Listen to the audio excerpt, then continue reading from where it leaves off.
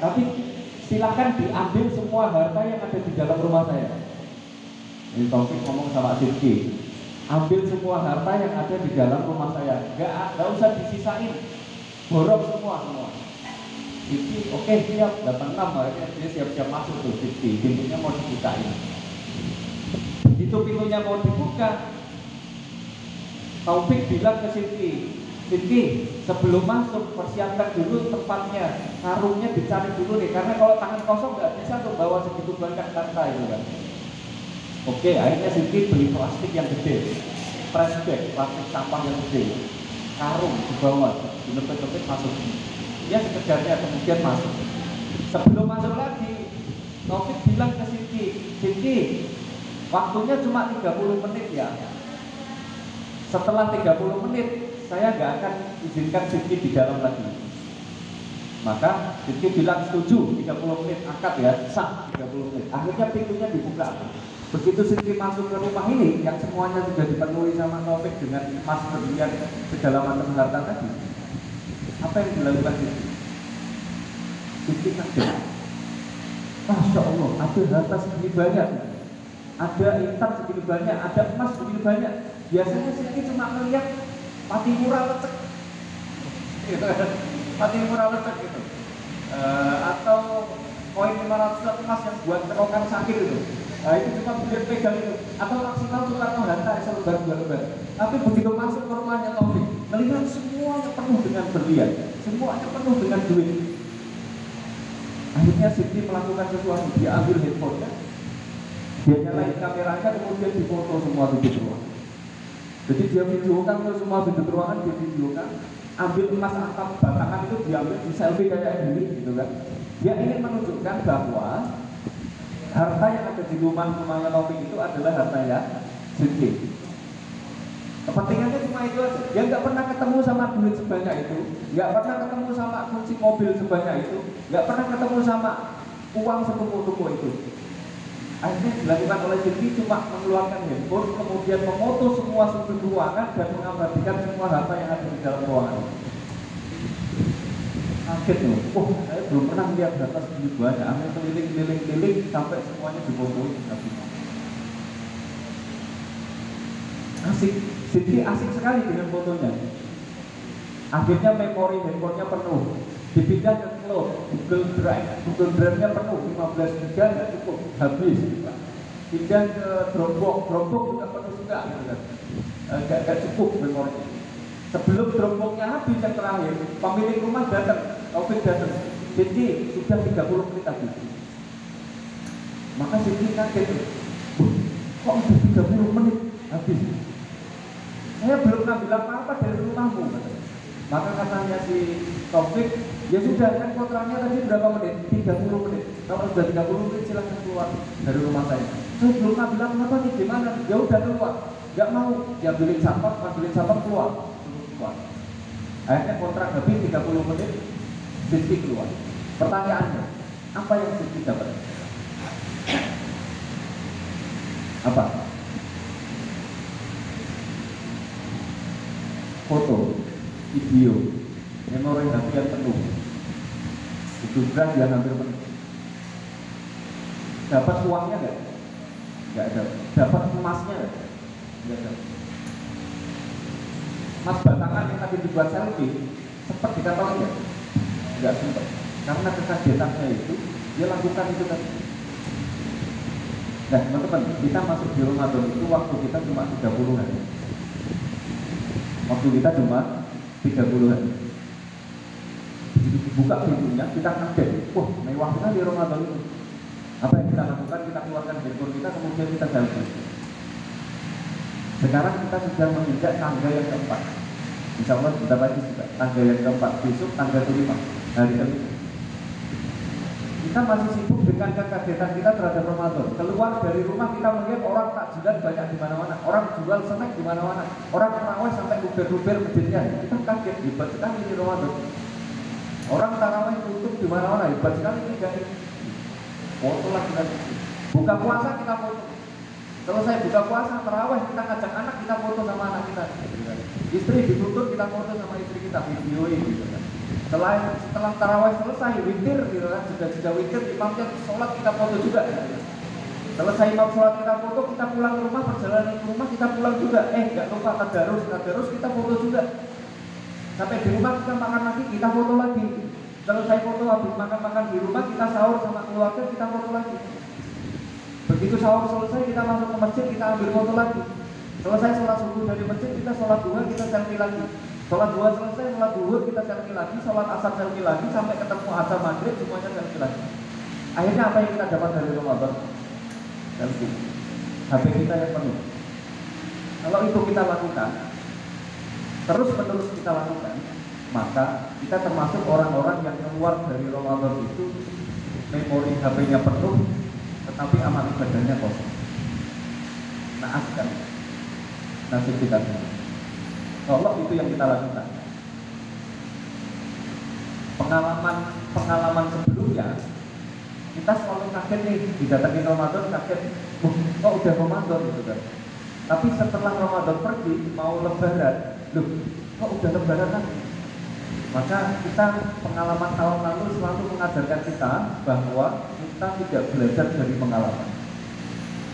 Jadi kalau buku Kiki ya, di sebelah itu ada pabrik Kiki, buku tulis Kiki. Di bawah buku tulis itu kan biasanya ada tulisan experience is the best teacher gitu. Experience is the best teacher. Jadi pengalaman itu adalah guru terbaik. Tapi untuk kasus Ramadan, pengalaman mengajar kita jadi guru nih, pengalaman jadi guru buat kita, mengajarkan kita bahwa kita tidak belajar dari pengalaman. Buktinya tahun lalu kita kaget didatangi Ramadan, kita nggak siap ujung-ujung kok udah Ramadan gitu.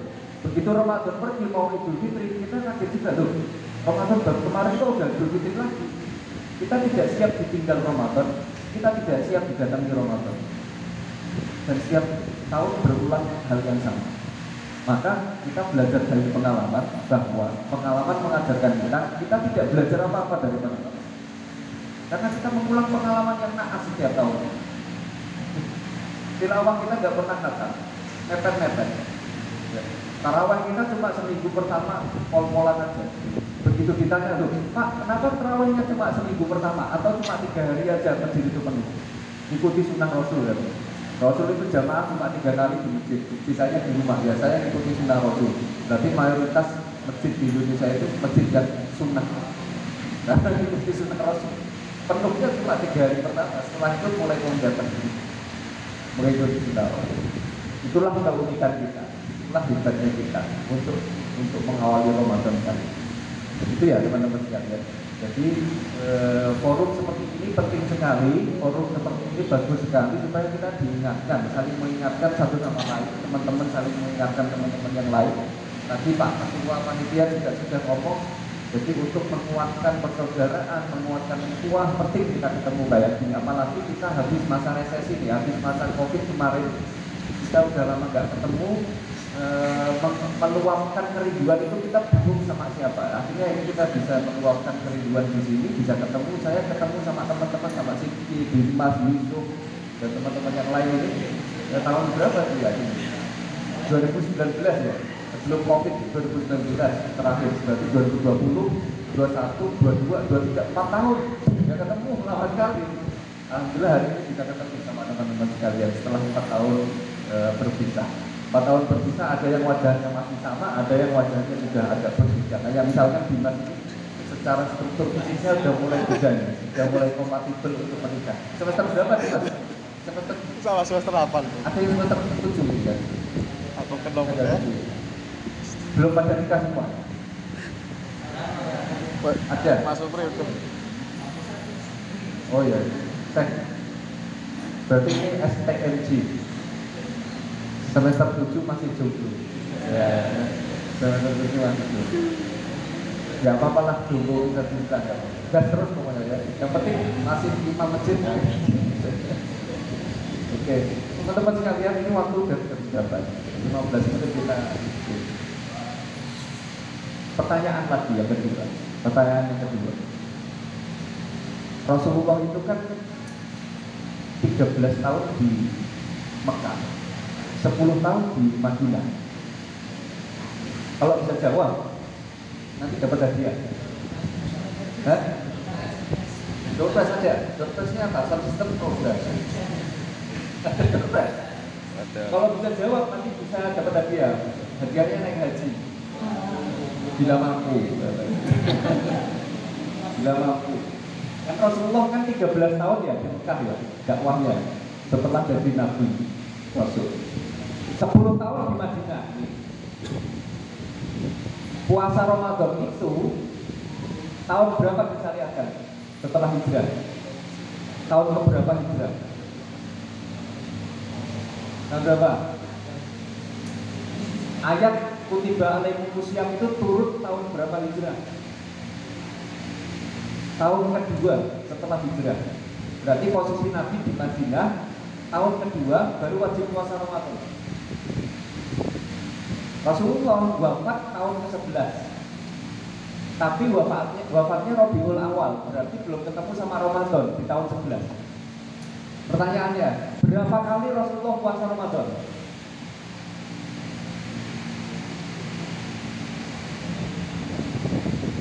Berapa kali? Kalau bisa naik haji nih, naik haji ke Filipina. Berapa kali? Ulang lagi ya. Rasulullah di Mekah berapa tahun? 13. Rasulullah di Madinah berapa tahun? 10, ya kan? Puasa Ramadan itu turun ayatnya, kewajiban puasa Ramadan di tahun kedua setelah Rasulullah menetap di Madinah. Tahun kedua. Rasulullah wafat tahun 11. Bulan Rabiul Awal. Berapa kali Rasulullah puasa Ramadan? Puasa wajib.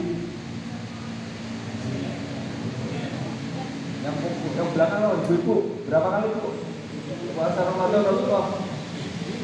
Yang biasanya ngitungnya soal detailnya ibu-ibu kan? Ya. Masalah hitungan ini 9, 10, 11 berapa kali? 9. Ada yang 8 sih ya, gitu kan? 9 itu ya, tahun kedua, ketiga, keempat, kelima, keenam, 7, 8, 9, 10. Nah, berarti 10 tahun ya kan. Plus 1 nya tidak dihitung, berarti 10 kurangi 1, 9 kali. Rasulullah cuma puasa 9 kali. Puasa Ramadan. Yusuf umurnya berapa, Yusuf? Tuh 45, 26. Baliknya umur 15. Misalkan, oh enggak, 10 tahun, 26 kurangi 10 berapa tuh? 16. Berarti asumsinya Yusuf sudah puasa Ramadan 16 kali. Melebihi Rasulullah. Oh kayak aku tenang ya. Yusuf itu wali. Dulu waktu kuliah di Mahat itu beliau wali. Kalau Sunan Kalijaga itu kan waliullah ya. Kalau Yusuf waliullah.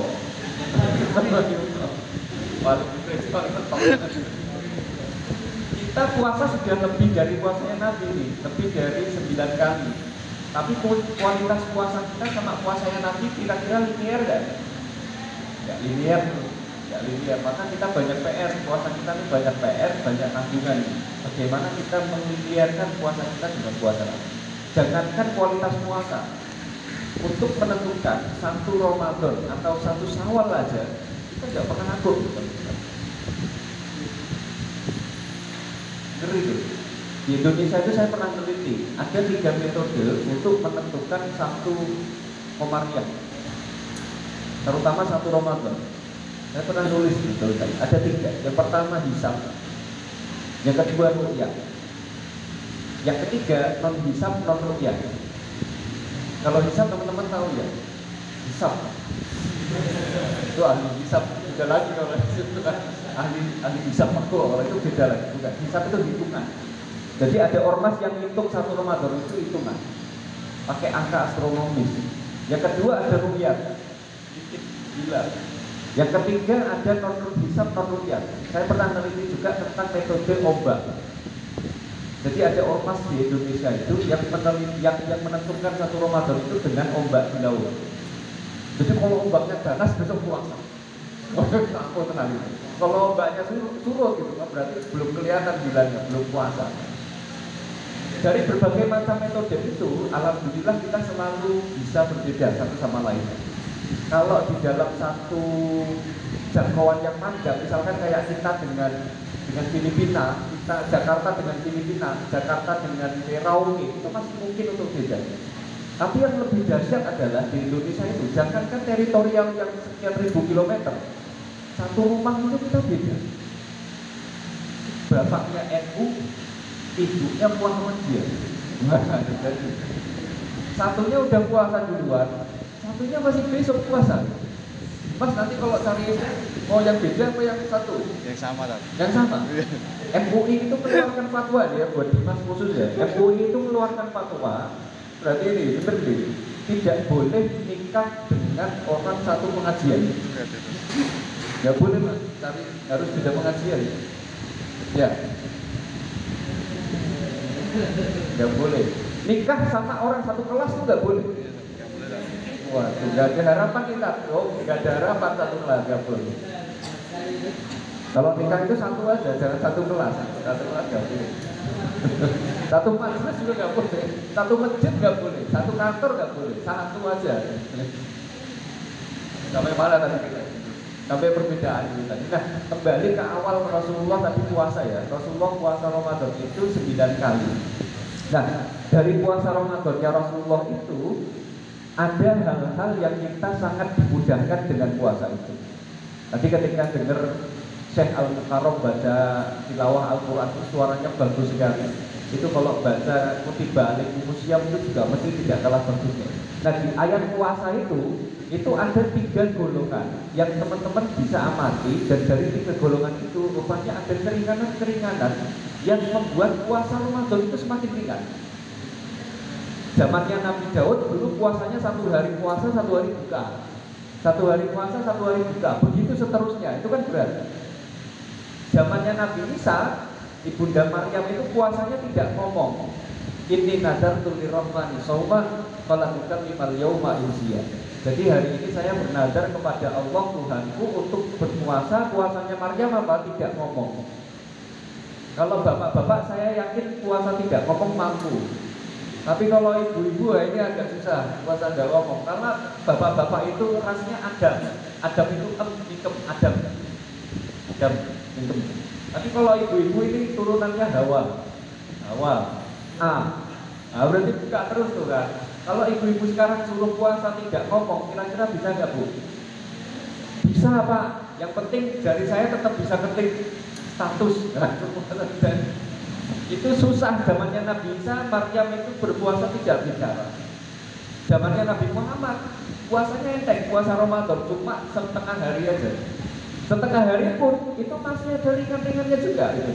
Faman kana minkum maridon 1 au ala safarin safar 2 faidatu min ayamin ukhra wa alal ladzina yutiqunahu, orang yang tidak mampu itu juga boleh tidak puasa. Jadi dari puasa Ramadan yang sangat ringan ini kita masih dapat 3 bonus tuh yang ringan lagi.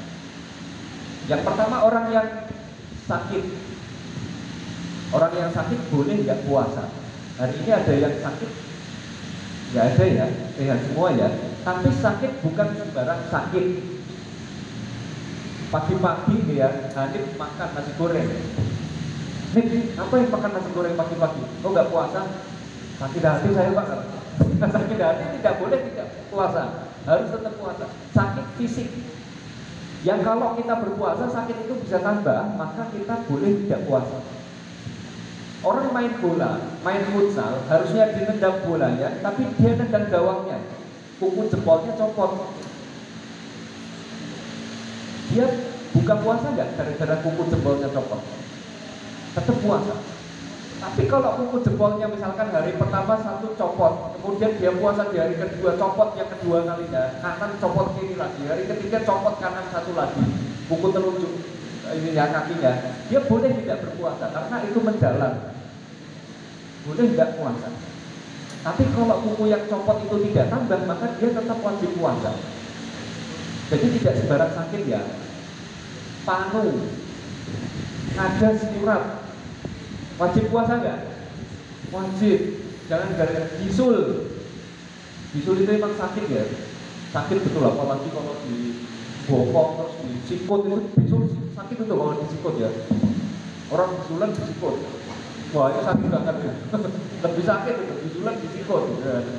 Jadi ini tetap harus puasa. Sakit yang dia kalau berpuasa tambah puasa. Tambah sakitnya. Yang kedua, kalau dia safar. Kalau safar boleh tuh nggak puasa, tapi tidak sembarang safar. Rizky misalkan, Rizky ini kayaknya paling tua nih di sini ya, Rizky. Nom dia mbak, pokoknya aku nom. Rizky ini misalkan, pagi-pagi udah makan sate, kemudian ditanya sama Siti, ngapain makan sate pagi-pagi? Musafir kan? Masalah juga. Safar kan? Emang musafirnya jam berapa? Entar jam 5 sore ya. Pagi-pagi udah makan, tapi jam 5 sore baru berangkat. Nah, itu tidak boleh. Musafir harus sudah memulai perjalanan. Kalau mazhabnya Syafi'i beberapa farsa. Jadi hitungannya itu adalah 2 farsa. 1 farsa itu sekitar mungkin 40-an kilo lebih. Tapi kalau kali 2 berarti 80-an lebih atau 8 kilo. Bulatin aja 90 kilo. Sini Jogja ada nggak 90 kilo? Nggak ada. Sebenarnya kalau mazhab Syafi'i belum boleh tuh. Kita ke Jogja belum boleh, sampai Jogja itu kita nggak puasa, harus kita puasa. Kalau hitungannya bolak-balik, itu jelas. Sini ke Jogja paling 40 kilo kan, balik lagi 40, 80, lebih dikit sampai itu. Tapi kalau kita cuma pergi ke Jogja, terus kita batalin puasa, mazhab Syafi'i belum boleh. Tapi mazhab Hanafi sudah boleh. Mazhab Hanafi aturannya adalah dia keluar rumah, dan keluar rumahnya itu sudah dianggap safar secara bahasa.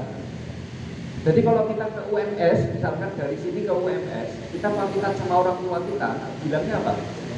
Pak, saya mau safar atau saya mau pergi ke UMS? Pergi, tidak safar. Berarti secara budaya itu belum dianggap safar. Tapi kalau mazhab Hanafi menganggap itu secara budaya, masyarakat menganggap itu safar secara budaya, maka dia boleh kita puasa. Tapi karena mayoritas kita di Indonesia Syafi'i, maka kita pegang Syafi'i yang lebih mudah, walaupun perjalanan itu tidak berat, walaupun perjalanannya. Yang ketiga, apa tadi yang ketiga? Orang yang tidak mampu. Orang yang tidak mampu ini boleh nggak puasa boleh, tapi syaratnya benar-benar nggak mampu. Orang tua yang sudah renta sekali, kalau suruh puasa nggak mampu lagi. Usianya sudah 99 tahun, 9 bulan, 10 hari.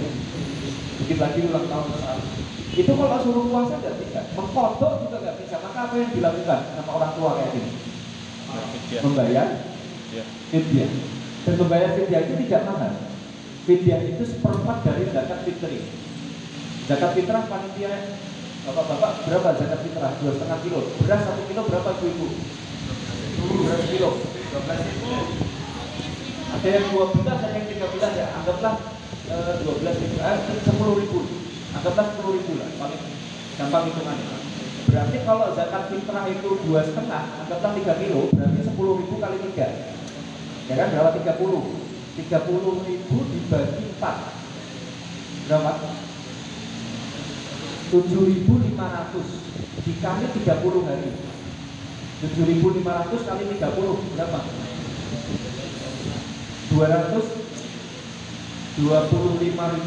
Orang tua renta nggak puasa 30 hari boleh bayar fidyah. Bayar fidyahnya ringan, cuma 225.000 atau dibulatin 250.000. Sekarang duit 250.000 dapat apa? Dapat apa? Buat jajan sekali, ya kan? Buat jajan habis itu sama satu keluarga besar habis 250.000. Tapi itu bisa buat bayar fidyah 30 hari orang yang sudah tua renta tadi. Enteng ya? Enteng. Mau kayak gitu ya? Mau banget. Asal kita sudah tua renta, nggak punya daya lagi, makannya harus sering, sedikit-sedikit tapi sering. Suruh mengkodok puasa nggak bisa lagi, maka bayar fidyah. Kalau yang dua di awal tadi gantinya apa? Kalau nggak puasa sakit sama safar, maka dia ngapain? Mengganti di hari yang lain. 3 hari ini kita dapat keringanan puasa. Satu lagi, kita dapat keringanan lagi kalau kita lupa. Pagi-pagi kan buka kulkas, ada roti gitu ya. Makan tuh rotinya, sari roti gitu kan. Nggak boleh sebutkan. Makan roti. Sampingnya roti ada es teh, sepotong naruh teh di situ. Cukup sekalian. Sampingnya ada buah, iris sekalian makan. Wah, kenyang. Ya. Kalau ditakar ya 1,5 piring. Tapi lupa ketika puasa, maka puasanya boleh lanjut nggak itu? Boleh lanjut gitu kan, asal benar-benar lupa. Kamu jangan lupa kan, enak tuh 1,5 piring, puasa boleh lanjut, nggak dosa. Makanya boleh di sini kalau berdoa sehari 3 kali juga boleh masukin lupa itu ke doanya. Ya Allah, lupa ya Allah, tidak lupa Allah. Boleh juga suplemen tambah. Boleh. Tapi teman-teman bedakan lupa dan keliru ya. Kalau keliru itu harus mengkodok, kalau lupa tidak. Keliru misalkan jam azannya keliru, baik azan maghrib maupun azan subuh. Orang yang masuk di ini banyak yang kos mungkin ya, sebagian kos-kosan itu kan tidak ada jendelanya tuh, pintunya kadang-kadang juga rapet kan, adanya cuma ventilasi, depan sama lorong, jadi nggak lihat matahari. Saya punya teman kos di Jakarta, kos-kosannya model begitu, dia sahur, begitu dia bangun sahur, entah gimana HP-nya juga itu, dia nggak punya jam. Perkiraannya kayaknya jam segini ini subuh, belum subuh, maka dia makan sahur. Ditunggu-tunggu kok belum azan juga, dia makan dulu. Belum azan, ya berarti belum, dia makan terus gitu. Itu blak-blak makan. Begitu dia keluar buka cerita, mataharinya udah tinggi. Mataharinya udah tinggi, maka dia batal puasanya. Dia keliru, salah, tidak lupa, memang tidak dosa, tapi dia mengkodok puasanya di hari yang lain. Jadi bedakan antara lupa dan salah atau keliru. Bahkan para ulama menyebutkan dalam kitab-kitab fikih itu bukan hanya lupa makan, tapi juga lupa berhubungan suami istri. Mas, lupa, kok bisa itu lupa? Siang-siang, mas lupa, lupa, kok bisa? Nah itu kalau benar-benar lupa, dia lanjut puasa tidak apa-apa, asal benar-benar lupa. Tapi kalau dibuat-buat lupa, kafaratnya berat. 2 bulan berturut-turut puasa, 2 bulan berturut-turut puasa. Jadi ini 3 hal ini ditambah 1 lupa tadi menjadi keringanan bagi kita ketika kita puasa. Tambah 2 menit nanti nggak kantuk. Nah, yang membatalkan puasa itu kalau kita masuk sesuatu melalui tenggorokan atau kerongkongan kita, masuk ke jalur makan kita, sesuatu masuk walaupun tidak kenyang itu membatalkan puasa. Siapa lagi yang mau saya dihukum? Siapa lagi? Saya nggak tegas sama tuan rumah ya, jangan tuan rumah ya. Sama imam besar saya takut nanti nggak ada apa-apa saya. Nanti biasanya. Hari ini siang-siang puasa jam 2 siang ngantuk angok, bukan angok ya, laler hijau 3 biji masuk, glek, ketelan sama Hanif, batal nggak puasanya? Hanif ngantuk, telan laler hijau 3 biji, batal nggak puasanya? Laler hijau itu kenyang nggak 3 biji? Nggak kenyang, walaupun tidak kenyang, batal nggak puasanya? Batal, walaupun tidak kenyang. Masuk laler hijau, masuk blok 3, ngegas, gitu ya. Masuk 3 biji, walaupun tidak kenyang, batal. Maka bedakan antara kita disuntik dengan diinfus. Diinfus itu walaupun tidak lewat saluran makan, tapi diinfus itu kenyang nggak? Kenyang. Dari pagi sampai sore nggak makan, diinfus bisa bertahan nggak orang? Bisa. Maka infus itu membatalkan puasa. Beda dengan suntik vaksin atau suntik obat. Maka kata para ulama, suntik obat itu tidak membatalkan puasa karena dia tidak memberi nutrisi bagi tubuh, tetapi membuat kuman atau bakteri virus itu mati. Yang pertama, makan. Yang kedua, ngerokok. Ngerokok batalkan puasa nggak? Rokok. Mahasiswa ingin ada yang ngerokok. Ngerokoknya cuma di kamar mandi aja gitu, biar gak kelihatan. Ngerokok batal puasa nggak? Ayo bapak-bapak, ngerokok batal puasa nggak? Nggak batal. Yang penting orang disumpet. Gitu dong. Kalau disumpet batal, asap yang masuk ke dalam saluran nafas kita itu membatalkan puasa. Maka bedanya kita nyedot fix formula itu, dragon itu, dengan kita menghirup asap itu beda. Kalau kita rokok, asapnya masuk itu batal puasanya. Tapi kita masuk angin terus menghirup fix, itu menghirup bau, bukan menghirup asap. Maka menghirup bau tadi tidak berpengaruh kepada puasa kita. Maka kalau kita jalan-jalan ke samping ini, ada orang bakar sate, dari jauh kita menghirup aroma masakannya itu, aroma satenya, batal nggak? Aromanya nggak batal gitu kan. Tapi kalau pandangan sate begini, terus kita hidup, nah itu batal puasanya gitu kan. Karena kita menghirup asap, bukan menghirup bau. Gitu ya. Ibu-ibu, icip-icip makanan batal nggak puasa? Icip-icip makanan bu, batal nggak? Yang biasanya bikin kolak di rumah, batal nggak? Enggak, kalau nggak ditelan nggak apa-apa. Jadi caranya gini, disendok dikit tuh, cuk, dilepeh lagi, kurang manis, dilepeh lagi, dilepeh, kurang asin, cuk lagi. Asal jangan gini, kurang banyak. Nah, kurang banyak beda lagi kalau kurang banyak. Asal jangan. Tapi saya yakin kalau ibu-ibunya sudah expert, masa itu nggak perlu cicip-cicip udah enak. Kecuali ibu-ibunya ibu-ibu tutorial YouTube masaknya, nah, itu perlu cicip-cicip. Tapi kalau dia bukan tutorial itu masaknya enak. Dilihat dari bentuknya, psikologinya udah enak. Terus apa lagi ya? Sikatan, kumur-kumur, boleh nggak kumur-kumur waktu puasa? Boleh, asal jujur. Masuk 3, keluar 3, gitu. Masuk 3 keluar 2, nah itu bahaya. Sikatan, batal nggak puasanya? Asal jujur. Sikatnya tidak ditelan. Atau wudhunya tidak ditelan. Nah, kalau ditelan berbahaya. Jadi hal itu yang perlu kita perhatikan ya teman-teman dalam puasa kita, terutama adalah waktu. Kalau bikin nanti teman-teman bisa mendalami lebih dalam lagi, terutama adalah waktu. Kita dikejar waktu, sekarang sudah hari ke-4, mudah-mudahan tidak ada dosa tersisa di dalam piring puasa kita Ramadan kali ini, dan kita termasuk orang-orang yang keluar puasa dengan kantong amal ibadah yang berlimpah banyak, bukan hanya handphone saja yang kita penuhi memorinya dengan foto-foto seperti Siti yang lakukan itu. Enggak ada. Saya kira itu dari saya sedikit aja, karena ini dari acara kita adalah buka bersama, bukan ngaji bersama yang separuh-separuh itu, separuh-separuh berarti ya. Kita buka sekaligus juga ngaji sama-sama. Selanjutnya saya serahkan kepada MC. Kalau ada saya salahnya mohon maaf, kalau ada benarnya dari Allah, kalau ada salahnya datangnya dari Siti. Pokoknya kalau ada salahnya semuanya didorong MC. Terima kasih, semoga Allah menerima amal ibadah kita. Aku lupa tidak ada astagfirullahaladzim. Assalamualaikum warahmatullahi wabarakatuh.